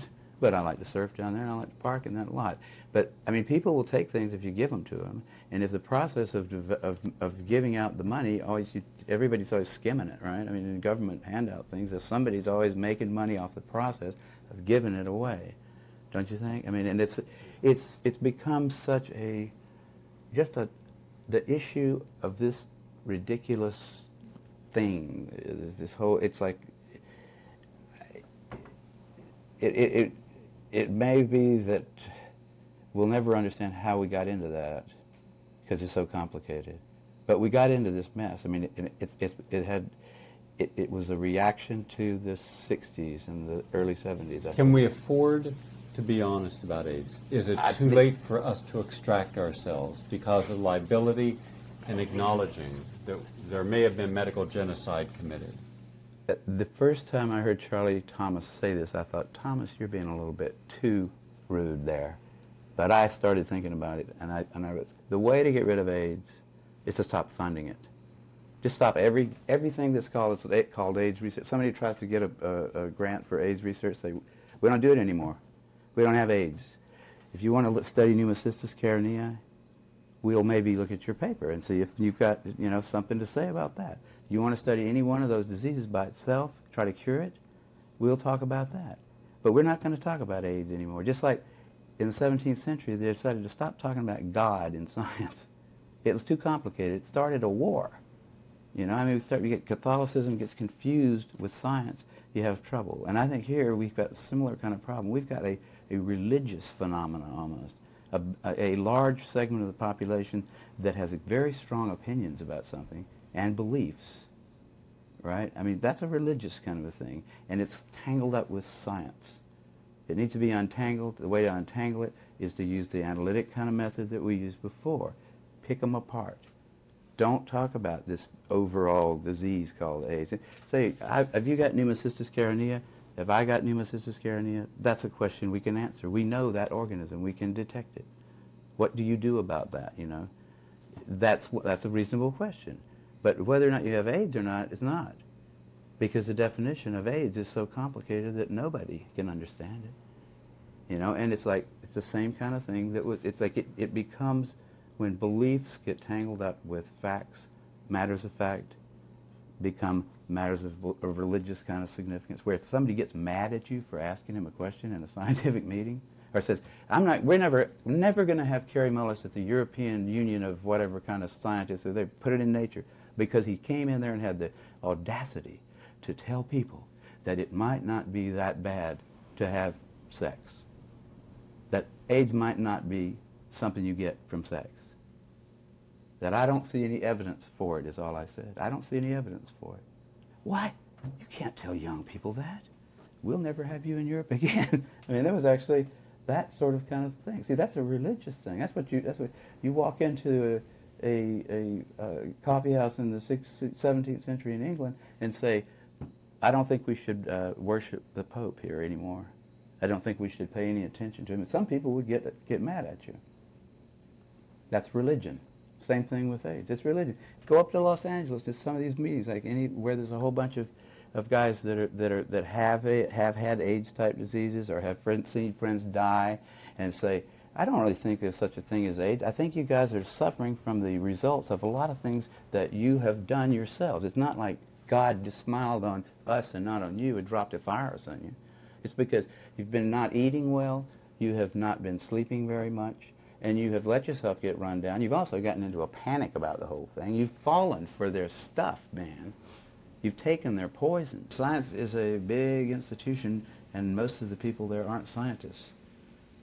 You know? What do you think of all these people now who are willing to take what sometimes are very brilliant minds and apply it specifically just to helping a major industry market a product, even when the results of what that company need do not always match the actual science behind it? I mean, you're talking about the marketing people, marketing people. Well, you got to be a little cynical to be a good marketing person, probably. You know, I mean, a little bit. So, but I don't think, I'm a libertarian in that regard too. I think let them do it. It's not, you know, they're not forcing you. If you're dumb enough to watch that box over there and do what it says to do, then that's your problem. It's not mine. And I think it's all right for people to try to, you know, suspend your good judgment for long enough to get your wallet out, whatever. I mean, I think that's okay. People should be subjected to marketing. They shouldn't think that it's, I mean, most people actually distrust marketing. They see it as for what it is. They don't realize that when Tony Fauci gets up and starts talking, he's marketing too. They don't, and that's what they really need to learn. And I think go back to something you said about when you get up to give a lecture with people with AIDS and some of the AIDS organizations, they're willing to cut you to pieces. Oh, a lot of them just get angry if you suggest that it's got anything to do with the behavior, if it's possible that it's a behavioral thing.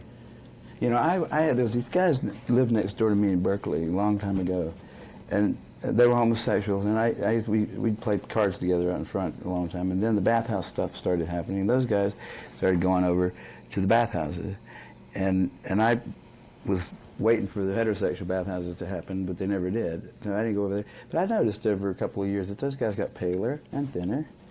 But you know, they're coming in at 5 in the morning. You know, take a little amphetamine, go to work. Don't eat very much. Come home at night, head out to the bathhouses. I mean, it was a fascinating place to be at that point. That was a wonderful time in their lives. And I mean, I sort of regretted that I wasn't a homosexual myself. But I saw that those guys were sick. You know, I mean, I could tell just by looking at them, because I'd known them before they started doing that. They weren't normal, healthy males between the ages of 24 and 45. It was obvious to them, I think, that they were abusing themselves. I mean, if I go 2 nights without sleep, I know I've done something bad to my health. My little cuts don't heal quite as well if I don't sleep, and all kind of things. Everybody knows that. But those guys somehow decided, when they started dying, that it wasn't their lifestyle, which was radically different from other people's, that was causing it. It was something else. And then here comes here comes Gallo and Montagnier and the NIH saying, that's right, it's something else. It's something you didn't have. You're not responsible for it. You're just the beginning of it. We're all going to get it. And they liked that so much, because they said, we can go right ahead and do what we're doing. We just have to do a few little things differently, and then we'll be okay. They cling to that, you know, and they think if you suggest that it's their activity, that the way they live their life, that you're a homophobe or something, you're some kind of an idiot. There's something wrong with you. There's some of them that aren't that stupid, but you know, there's a lot of them that are religiously associated with the notion. They believe in the notion that it is an infectious thing that will eventually sweep across the planet and kill everybody. That's what they've been hearing that, and they like that better than the idea that maybe this experiment in a radically different style of life failed. Maybe there were some things lurking in there that weren't really going to work. And it seems reasonable when you start doing a whole lot of different things that something might just go wrong. I mean, it's a complicated system. A whole bunch of people just quickly changing all their habits and starting to do all kinds of things that they haven't done in the generations before. Have you ever had a time in your life, I want to add on to some, I want you to go a little further but in a little different way. Have you ever had a time in your life where you really burned everything out? You just couldn't stop whatever you were doing. I mean, if it was having sex or staying up late or drinking or whatever, maybe for a week or 2 weeks, you just went on a real rip. Last week. How did it feel? Yeah, I felt, I want to get a Coke out of here, okay? Yeah.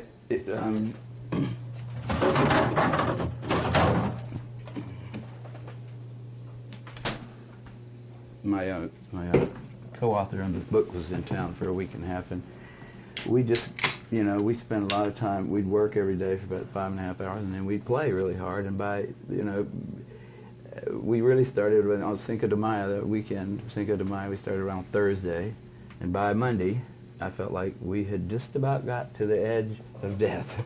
That if we went any further with that kind of with no sleep, no real food, lots of tequila, just, crazy, wonderful women just happened to be coming through all the time, and it was a lovely time. But I knew, and David did too, we got to the end. If we'd go and push that any further, it would be really bad. So I don't do that very often. Okay, but now wait, I'm not finished yet, all okay. right? That's the first part. Now let's say that we gave you hepatitis, not once, not twice, but 5 times. And then when you woke up in the morning, before you had the cigarettes and the alcohol, we gave you a handful of antibiotics. Let's say we gave you a bunch of penicillin. And then we also gave you some rectal infusion of sperm, which we know is immunosuppressive. And we also gave you every kind of drug imaginable, ecstasy and poppers, so you could keep having your erections and sex all night. And let's say you just didn't have 2 or 3 sexual acts. Let's say you had 5, 10 sexual acts per night. But it didn't end on the day that you and your buddy felt that it was going to end. You did that for the next 2 years, every day. I would not expect to live through it. I wouldn't expect to live through even the minor incursions that I make into, like, riotous living, if I kept it up very long. I know I can't. I could go without sleep for 2 nights, and then I start bumping into things. I can start dropping things. I know I'm really, I don't mean going completely without sleep. I mean, like, going to bed at 3:30 and waking up at 6 o'clock to go surfing, that kind of thing. That's not enough for me. I need more than that. I need to have, a fairly decent diet, I think, although... Well, then where is the surprise of guys who did this for 3 and 4 years at the same level and more intense than you did, and now they come down with one of these 29 or multiple 29 opportunistic infections? I don't think they Where should is have the been surprise? Those guys that live next door to me, I talked to them, they were, I said, you guys looking awfully pale. Aren't you ever out in the sun anymore? And the answer is no. We were working, or we were we're I mean, on the weekends, we're hanging out at the bathhouse, and it's fine. Why don't you come over there and we'll show you? But, I mean, I don't think anybody should have been really surprised. That's the shock of the whole thing, actually, when you look back and say, why did they think it was just some virus that this guy Montagnier pulled out of a lymph node? He could have pulled anything out of that lymph node. It probably had 100 different things in there that he could have identified. Just pulled out. Now, why did anybody fall for that? They wanted like hell to keep going, doing what they were doing. You get used to things. I think they didn't start all that stuff on one day. They started a little at a time too. They didn't all of a sudden one day say we're going to go from being like clean-cut kids that get 3 square meals a day, and they just slowly started picking up more and more riotous kind of living, and you get used to things, I guess, and then I don't know. Somebody put the suggestion out. The CDC wanted they did want to have a plague. And it was a good, it looked like a nice possibility, and they went for it. Remember the actor Errol Flynn? He was a swashbuckler. He was in, Robin Hood and Captain Blood, and he died on his 50th birthday, or around his 50th birthday. He was only 50 years old. He was so burnt out, so washed out, that when the doctor he died up in Canada, when the doctor did an autopsy, couldn't believe that he was alive for the last 5 years. His liver was totally sclerosed, his heart was completely shot, he had atherosclerotic arterial sclerosis, he had it all. And he looked about 90. Now, he drank every day, he smoked every day, and he lived a fast life. He also did some drugs.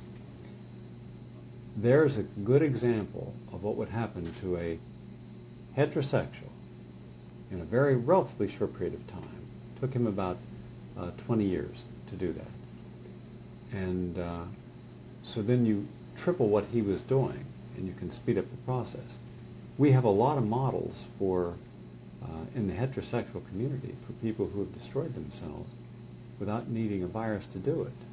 We have a lot of things lifestyle we can show does. So now we say lifestyle is not a part of it. And that always amazed me that everybody bought that. It was the easiest solution, the easiest explanation for those people who were starting to get all these diseases to accept, because the other one would have said, you maybe are going to have to modify your behavior. Now, we don't know exactly what it is you're doing that's wrong, but you might ought to think about, dropping a few things and seeing if what is it that's making you sick.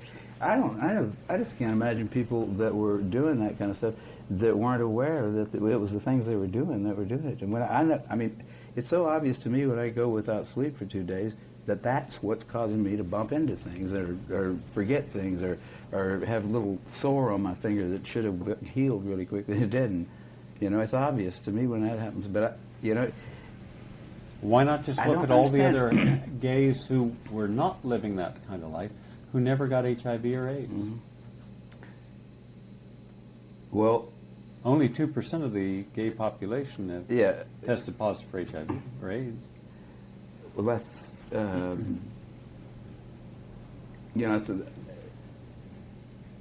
there's so many.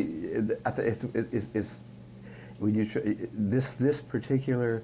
Whatever it is, you can't call it a hoax, you can't call it a conspiracy, you can't call it, it's something that's so bizarre that to try to explain it to somebody, it's almost like they can't possibly believe how bad it is, how dumb it was, how crazy. That's one of the reasons I think that Duisberg had a hard time convincing anybody at all, because he was saying, look, every single thing here is wrong. There's no evidence that it is, there's plenty of reasons to doubt it. There's just, every bit of the data is wacky in some way. All the conclusions are wrong. All of them are wrong. That's why I think that's when if there's been one little thing wrong, then it's easy to say, well, here's one little thing that's wrong here, and people will deal with that a lot easier than the entire AIDS establishment is absolutely guilty of some hideous sins, and everybody's been fooled. Everybody on the planet has been fooled by a handful of greedy people without any scruples and no brains. That's hard to believe. See, I was like, no, it can't be. My mother wouldn't go for it. I said, Mother, I've studied this really well, and I'm telling you, there ain't no epidemic, Mom. There isn't an epidemic. There isn't anything out there that is causing people to die that's called HIV. It's just not. No, Kary, I read it everywhere I look. I go, you know, and Mother, the entire medical establishment is wrong, and I'm right. No, you can't possibly be right, Kary. They wouldn't do that. They couldn't possibly be wrong. Every radio station you listen to, every television station, everywhere you turn, there's somebody telling you that there is an epidemic of some organism that is fatal and that you get it from sex. So how can you come in here and tell me that? Do you think that it should be renamed Dumb or Dumber? Dumb or Dumber? After the movie? You know, I think that some of those people really ought to be, you know, there's 100,000 of them, right? Yeah. There's probably about half of those people are just too dumb to know what they've done. The other half of them have just been too dishonest. They have not the heart or the reason or the testicles to say, you know what, we screwed up really bad. And I think we've got too many scientists anyhow. We might just take those guys out Alamogordo and drop another bomb out there. Just get rid of them. I think that we're going to do that to the, you know, the guy that killed 200 people in Oklahoma. He was an idiot, you know, misguided, but powerful. He could make bombs. These guys are the same way. They're idiots, misguided, and they're powerful, and they have been killing people right and left. And the people they hadn't killed, they think of all the suffering and misery they've caused. Just the fear of AIDS has probably killed about 1,000 people, just the fear. You know, it doesn't make you feel good to think you might be getting a fatal disease all the time and worrying about it every morning. Think, is this cold the beginning?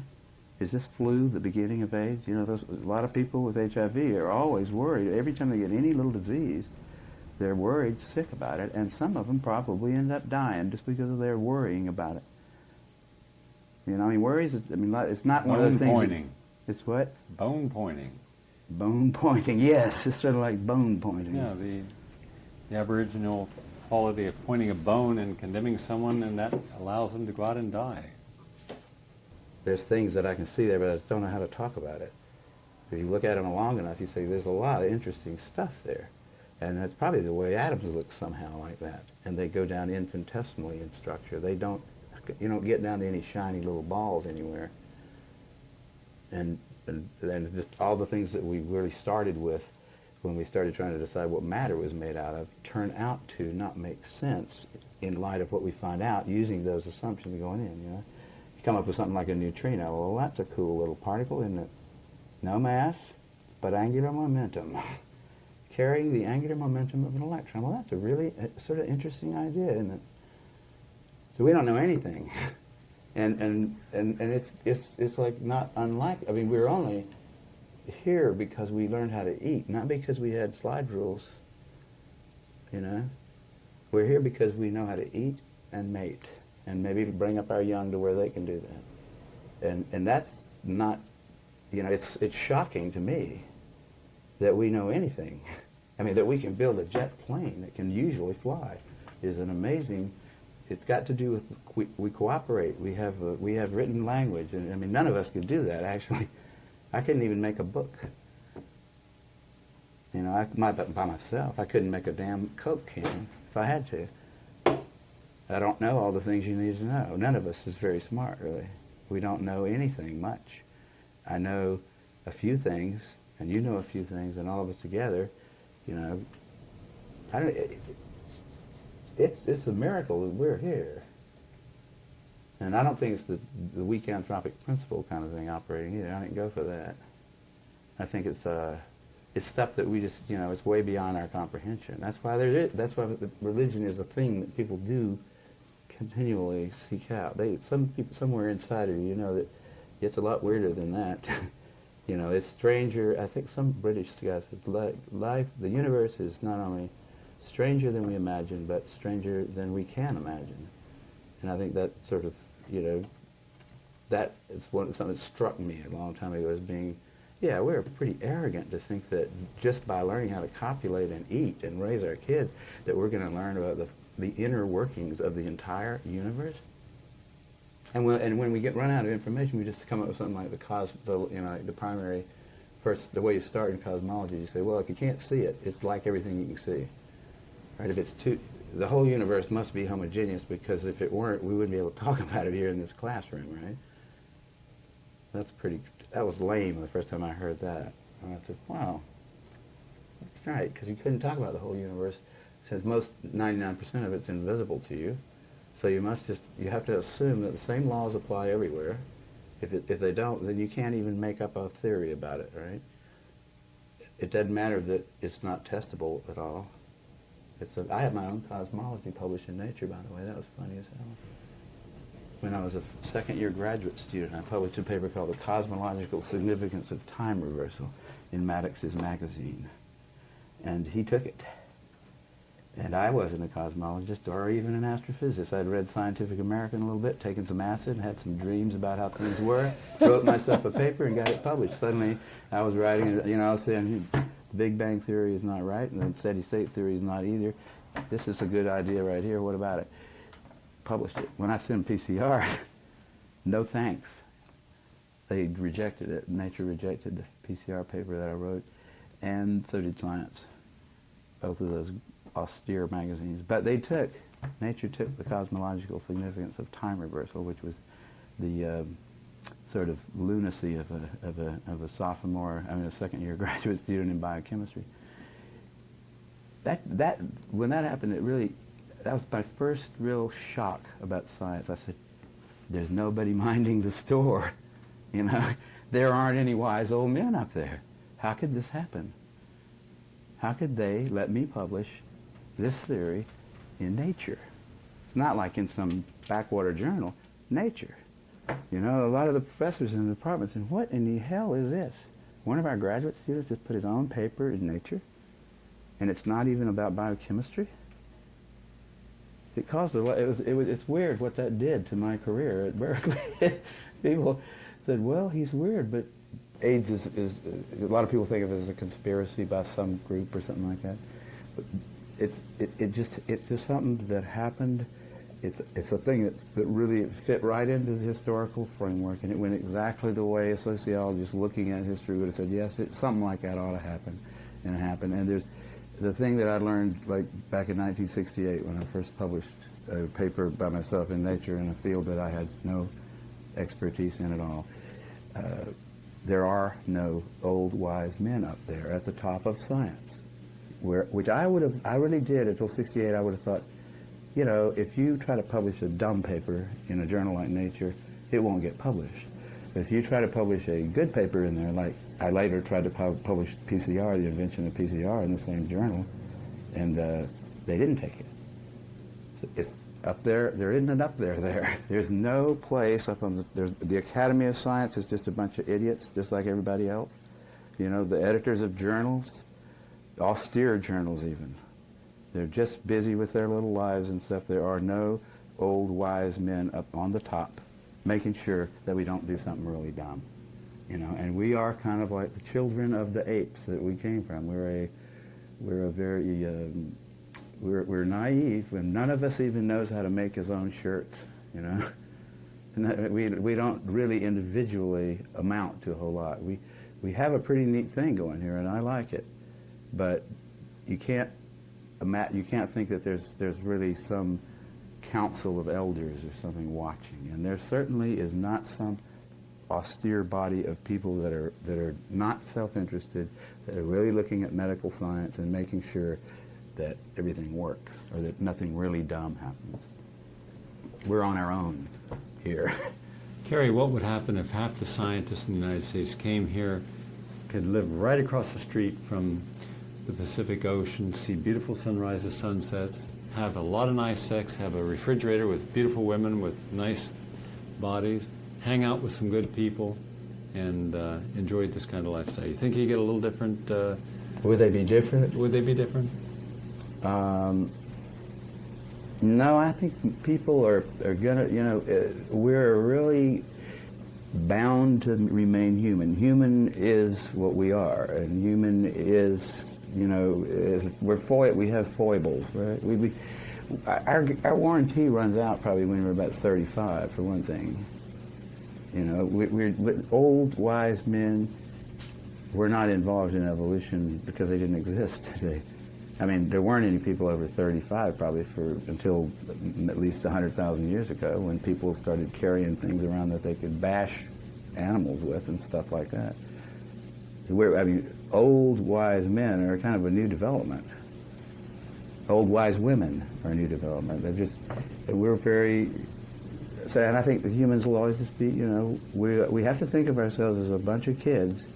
I mean, I think there was a real, you know, somewhere back in there when we came out of the trees and hit the ground, there was a neoteny kind of an event where we stopped growing up. We were babies of the apes that got old enough. We got capable of reproduction. You know what I mean? That something had to happen there to keep us, to make that transition. And if we look around and think of ourselves as kids, you know, just a bunch of kids, then I think we see much better who we are than if we think of ourselves as being, you know, mature. I always think of myself as a kid. I roller skate, and I play, you know, and I love little kids to play with, and I don't ever think of myself as mature at all. And I think that that's a better way of looking at humans than that as they start looking older that they somehow get wiser, because it's not my experience. They do. Kary Mullis, fun talking with you.